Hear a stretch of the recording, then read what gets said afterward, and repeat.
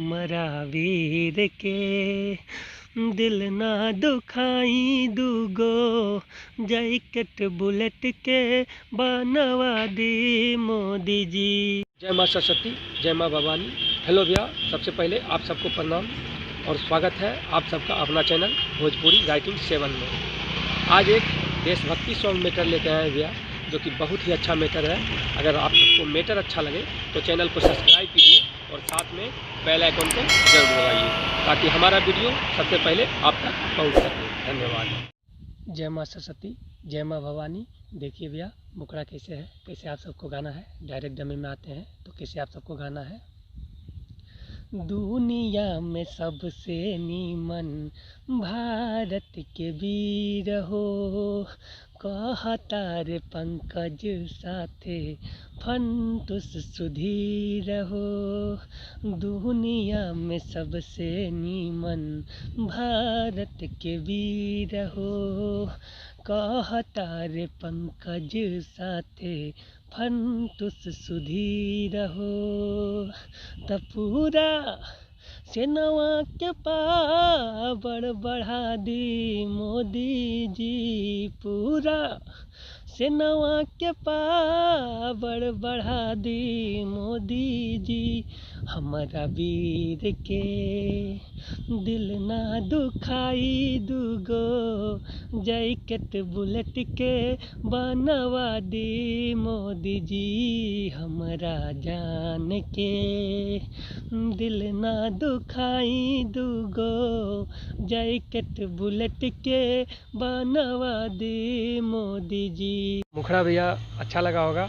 अगर अच्छा लगा तो चैनल को सब्सक्राइब कीजिए और साथ में बेल आइकन को ज़रूर दबाइए ताकि हमारा वीडियो सबसे पहले आप तक पहुंच सके। जय माँ सरस्वती, जय माँ भवानी।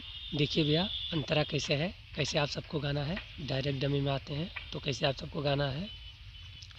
उनकर दिलवा में खाली दसवा बसे ठंडी बरसात पूरा गर्मी सहे।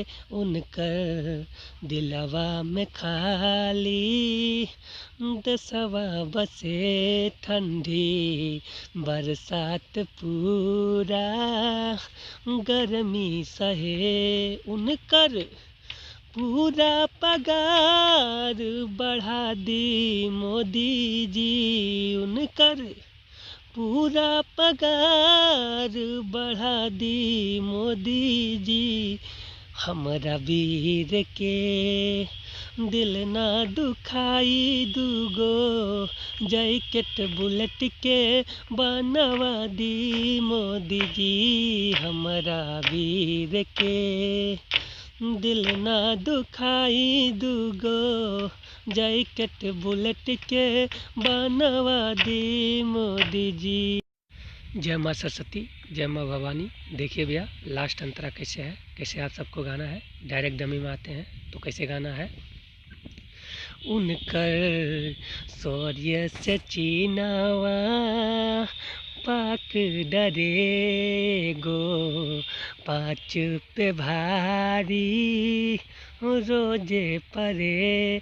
उनकर शौर्य से चीनावा पाक डरे गो पाँच पे भारी रोजे परे। उनकर जिंदगी के रक्षक बना दी मोदी जी, उनकर जिंदगी के रक्षक बना दी मोदी जी। हमरा वीर के दिल ना दुखाई दूगो जैकेट बुलेट के बनवा दी मोदी जी। हमरा वीर के दिल ना दुखाई दूगो जैकेट बुलेट के बनवा दी मोदी जी।